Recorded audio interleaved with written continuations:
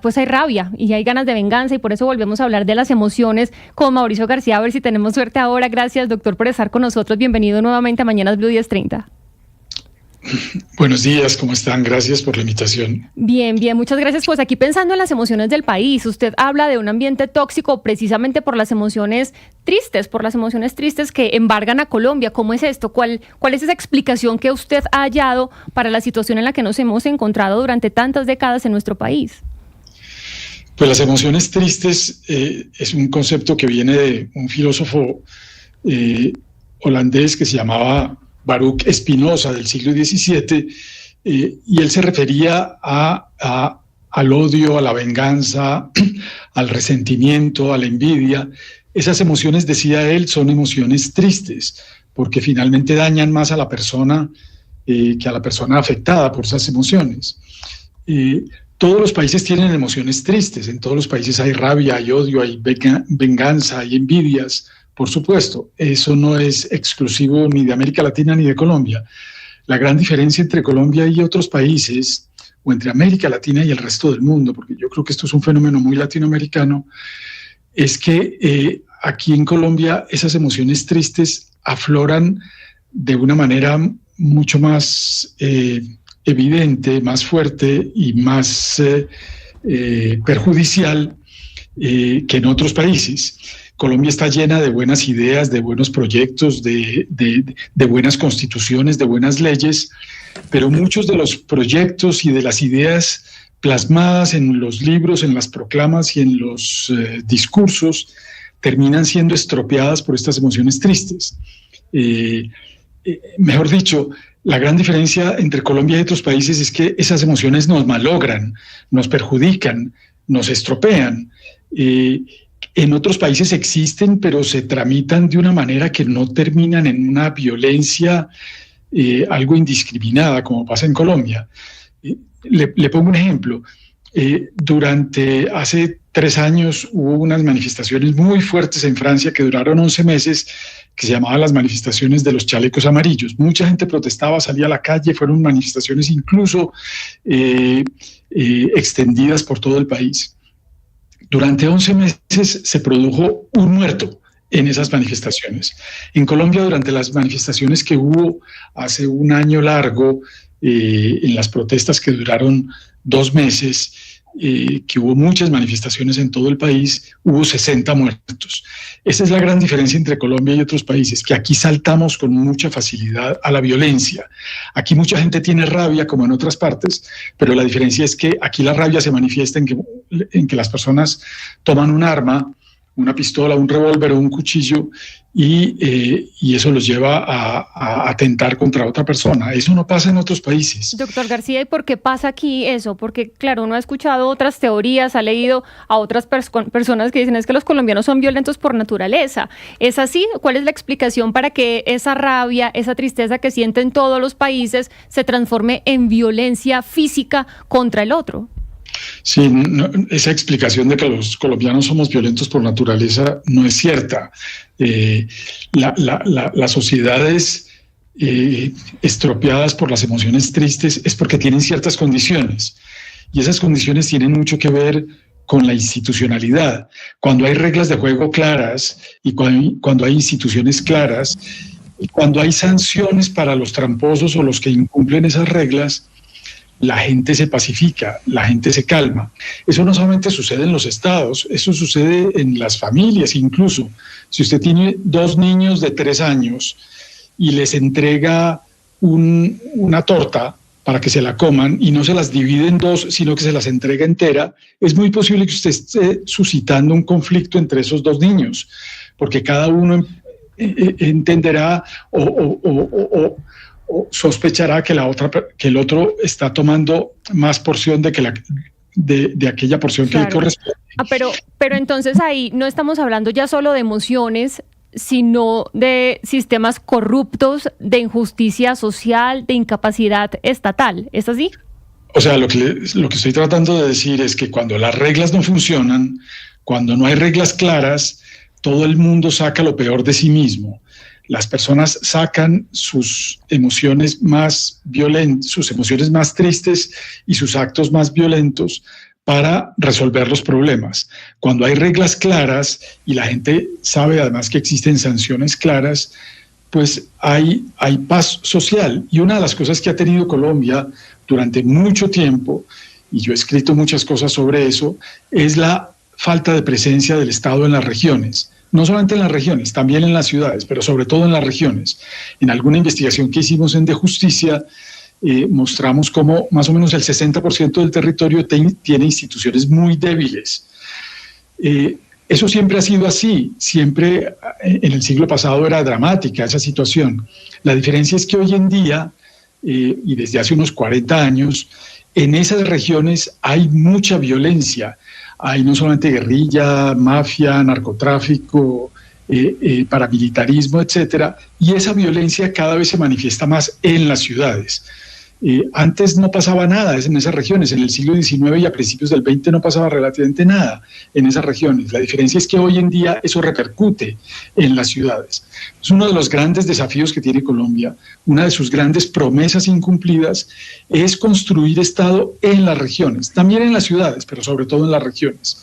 Parte de lo que estamos viviendo aquí es un problema de no solamente de emociones, sino de falta de instituciones, porque la solución tiene que ver con las dos cosas, tiene que ver con las emociones y para eso se necesita cultura, entendimiento, conversación entre las personas que piensan distinto, pero por otro lado se necesitan instituciones y sobre todo instituciones que castiguen a los tramposos, instituciones que castiguen el incumplimiento de reglas. Profesor García Villegas, le quisiera preguntar sobre eso que usted nos está diciendo y sobre cómo se contamina el debate democrático cuando se piensa distinto, cuando hay alguien que piensa distinto.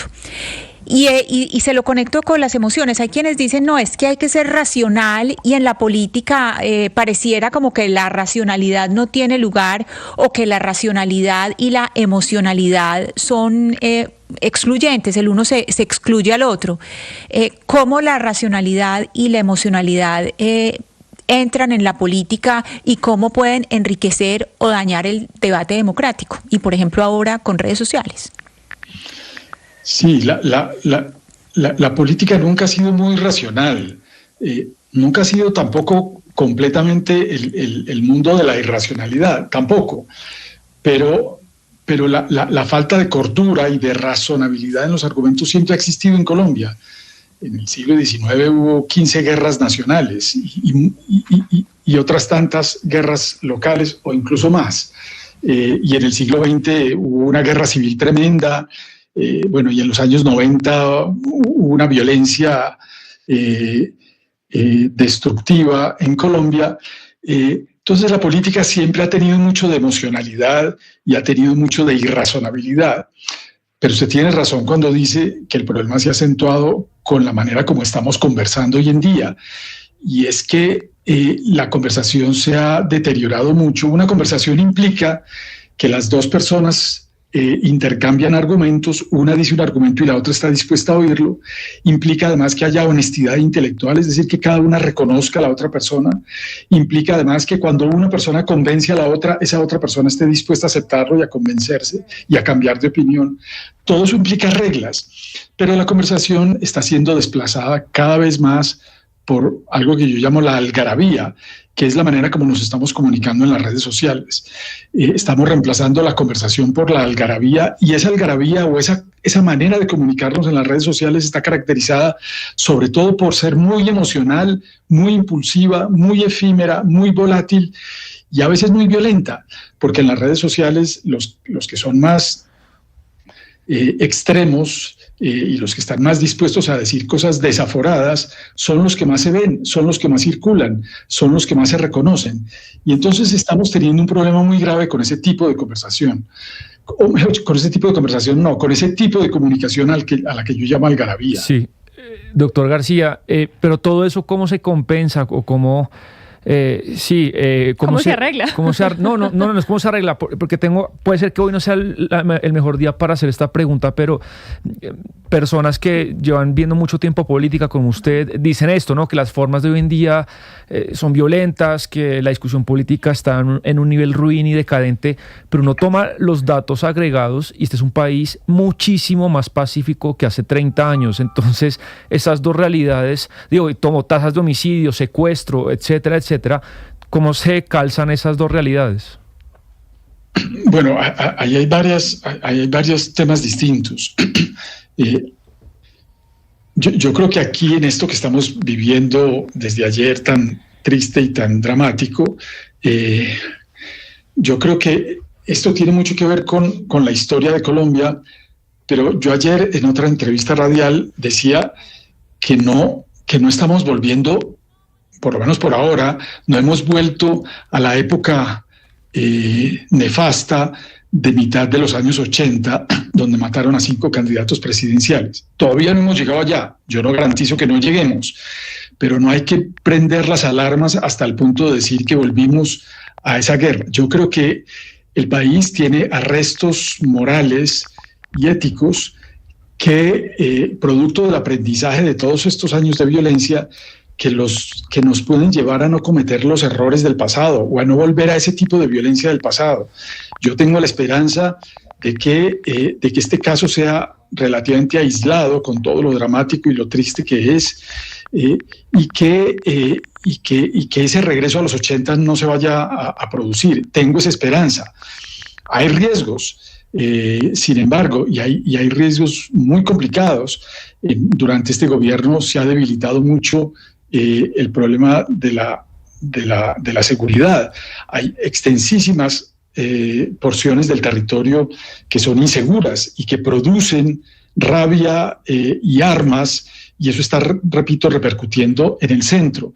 Eso por un lado. Por otro lado, el discurso presidencial es más un discurso politizado y político que un discurso de jefe del Estado.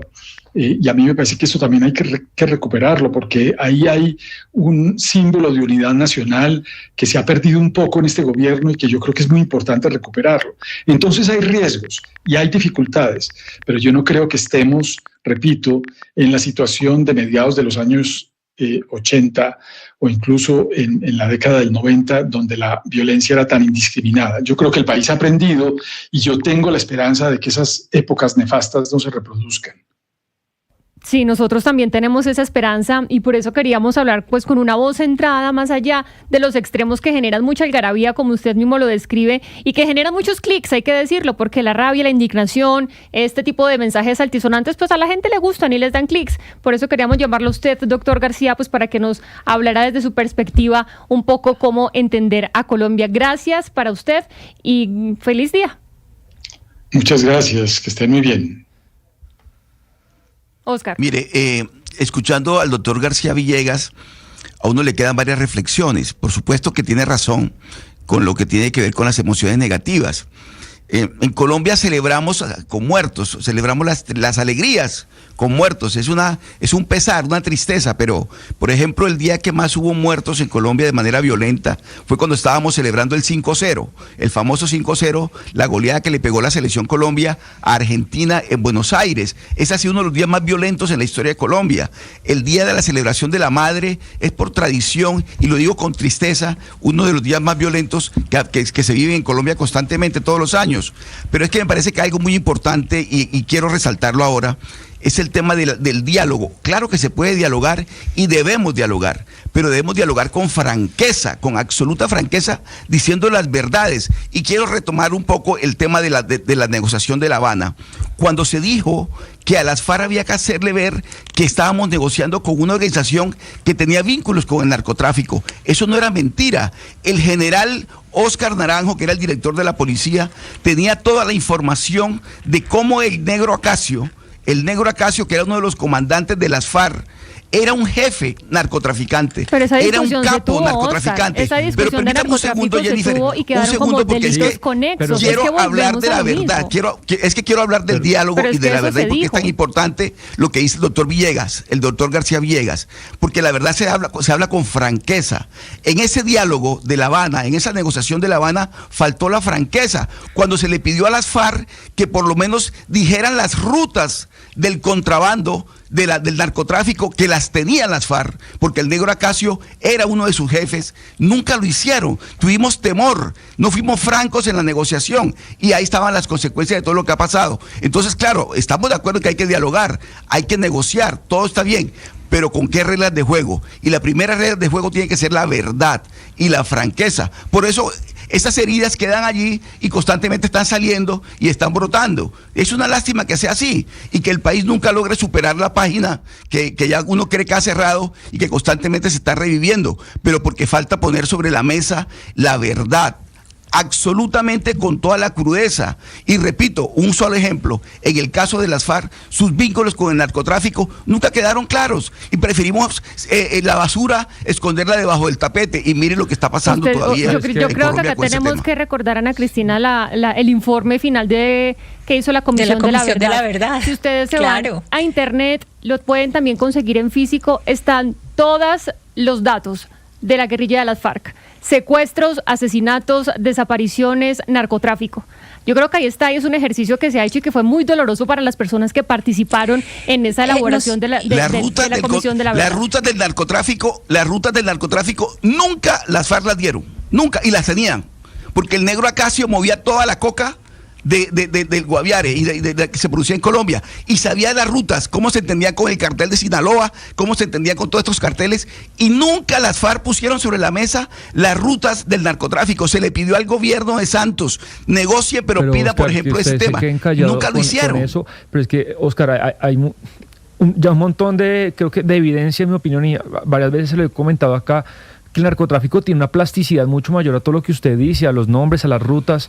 La capacidad de transformación del narcotráfico es infinitamente mayor a cualquier ruta o cualquier información que se pueda dar. Pero en su momento fue así. Pero es que no sé Sebastián. En su momento, pero es que eso no importa, Oscar. La realidad es que... ¿Y hoy a qué cree que se dedica usted, el señor Iván Mordisco?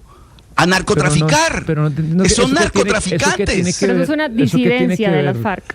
Estamos hablando y son criminales y tienen órdenes de captura, porque son criminales.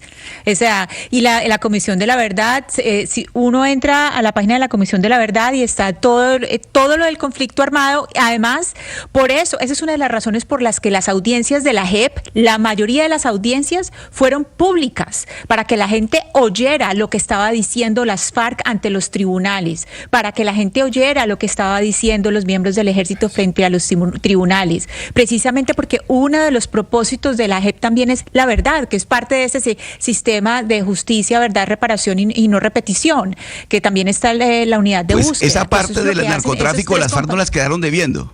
Esa parte del narcotráfico, las FARC no las quedaron debiendo. La manera como las FARC se comportaron como un cartel narcotraficante. Es que el director de la policía, Oscar, el general Oscar Naranjo, tenía toda la información de inteligencia de cómo se comportaban las FARC como un cartel narcotraficante. Y ese tema no se trató. ¿Por qué no se trató? Yo sí voy a decir algo, Jennifer, obviamente en una discusión a la cual sería muy pecaminoso adentrarse cuando no se conoce de la historia, ¿no? Pero a mí sí me llama la atención un comentario que usted hace sobre el tema del clic. Yo creo que la frustración, Jennifer, no se traslada a un tema de clic. Yo creo que la frustración de la sociedad colombiana es evidente, que está allí. Y no creo que va directamente ligada a un tema del morbo, del clic, de generar la confrontación. Es que el país está dividido. Y es una realidad, está dividido. La polarización no es parte de un clic, es parte de una frustración porque el Estado no le ha cumplido ni a un lado ni a otro. Algunos dirán por una falta efectivamente de justicia y otra parte dirá por una falta de reparación. Pero el Estado no ha cumplido. Yo ahí sí difiero en el punto del clic, porque uno no sabe cómo enfrentar la frustración cuando el Estado ha estado ausente al darle la respuesta que usted está buscando. Que esa respuesta, nuevamente vuelvo a mi comentario, se traduce en justicia. No. A ver, Gonzalo, no vamos a hacer esto superficial. O sea, el clic, lo que quiero decir es que cuando usted habla de medios de comunicación, cuando usted habla de redes sociales o incluso de periodismo, cuando usted se titula con un titular que indigna, eso usted le va a dar clic. Y eso está probado. O sea, vea porque es una realidad. No, usted puede titular una noticia sin generar indignación y dar la realidad. Pero acá no nos vamos a engañar que la gente cuando ve algo indignante o que, digamos, confirma lo que él piensa, le da clic. Y por eso estamos así, porque no nos damos la oportunidad de conocer al otro, de ver cómo piensa el otro, porque estamos en esto, estamos enfrascados. Y hoy el llamado es, y por eso vuelvo a destacar las palabras de la señora viuda, de Miguel Uribe, porque ella está haciendo un llamado a la reconciliación, a la unión, y no volvernos Jennifer, a enfrascar en mi punto, en tu punto, en cómo pensamos diferentes, porque hay que conocer al otro también. Por supuesto, pero entonces ahí yo me pongo del lado de quienes son cercanos a Miguel Uribe, políticamente hablando. Bueno, ¿cómo yo me puedo reconciliar con un Estado que me está fallando al no decirme quién es el autor intelectual de lo que ocurrió?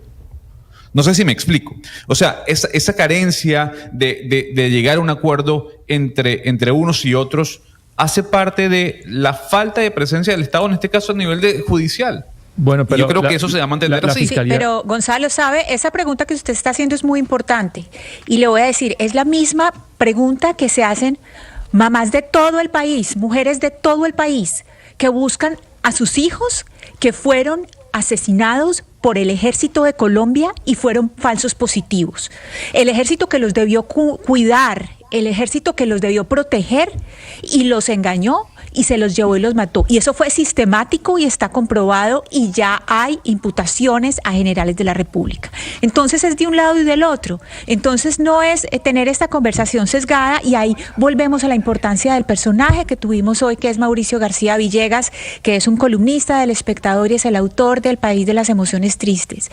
La importancia de tener un debate, mirar el debate público, la importancia del debate público y cómo oírnos, cómo simplemente el hecho de oírnos y de estar aquí debatiendo ayude precisamente a buscar consensos, que no quiere decir que todos seamos homogéneos ni que seamos iguales, pero lleguemos a consensos sobre lo mínimo.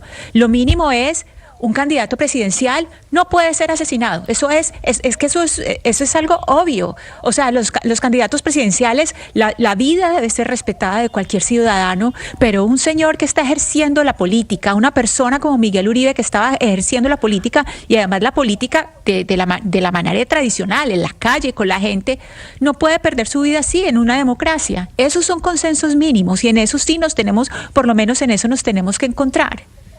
Sí, y no se puede perder la vida por ideas diferentes, es que ese es el llamado, podemos pensar diferente, podemos debatir, podemos tener diferentes convicciones de vida, somos tantos seres de millones en el planeta, pues que todos pensamos diferente, pero eso no puede generar una muerte, no puede generar un asesinato. Y escuchaba anoche algo que me quedó, el día en que la izquierda sepa criticar y rechazar y repudiar un crimen cometido contra una persona de derecha, ese día será diferente. Y al revés, cuando la derecha sepa repudiar y recriminar y criticar un crimen cometido contra alguien de izquierda, también podrá ser diferente. Entonces yo creo que es momento de escucharnos y de dejar estas rencillas y de estar arrinconados por allá cada uno con las convicciones sin atrevernos a ver al otro y tal vez comprenderlo. Pero por eso estos días para mí la sensación de oportunidad perdida, no porque cualquier cosa que se pudiera haber hecho ayer o hoy iba a reducir las cosas estructurales de las que estamos hablando, por supuesto que no, pero yo ayer pensé